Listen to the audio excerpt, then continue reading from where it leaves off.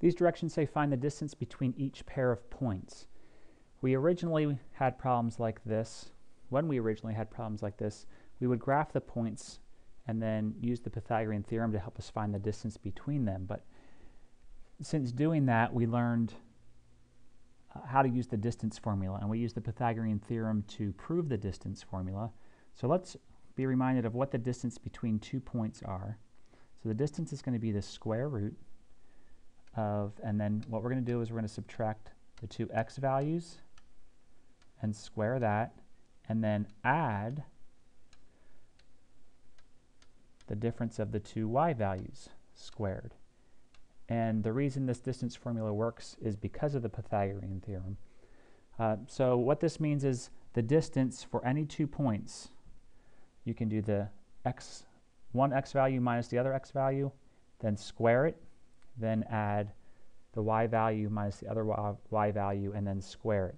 You do the squaring first, then you add, and then you take the square root.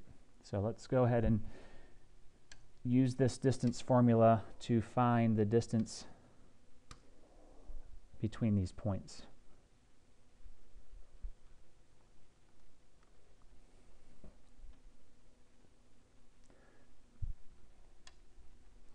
So I'm just going to write d equals, and I'm going to use our distance formula. So we notice we want to take the x value, the first x value minus the second x value. So our first x value is -7, and we're going to subtract the second x value, which is 5, and then we square that. And we're going to add to that the first y value, which is -2, minus the second y value, which is 0, and we're going to square that. Now we have to do our order of operations here. So inside this square root, we have some things in parentheses. So -7 minus 5 is -12, which is squared, plus -2 minus 0 is -2, which is squared. We cannot cancel the square with the square root because there's a plus sign in here. If it was multiplication, it would be a different story, but it's not. It's a plus sign. So we have the square root of 144 plus 4. Because -12 squared is positive 144. -2 squared is positive 4. And so d equals the square root of 148. And now we want to simplify that because in the chapter that we learned to simplify radicals. So we're going to think through this and think, okay, I want to find perfect squares that go into 148. Well, I know 4 goes into that.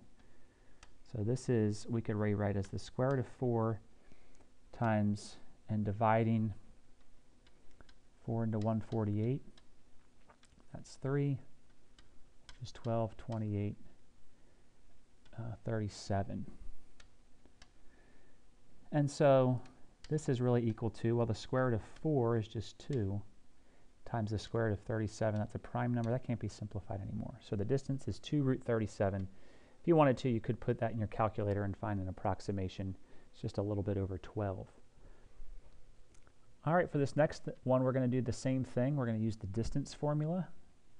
So d equals the square root of our first x value minus our second x value, and we want to square that, and then we're going to add our first y value minus our second y value, and square that. So that's going to be 7 minus 0, that's 7, so 7 squared. 3 minus 1 is 2, 2 squared. These were simple ones, but be careful when you have maybe 7 minus -5. When you're subtracting a negative, remember that's the same as adding, so beware of that in these problems. And then 7 squared is 49, 2 squared is 4. So d equals the square root of 53. And that's prime. You can't simplify that, so that's the answer to that one. That's the distance between the point 73 and 0, 1.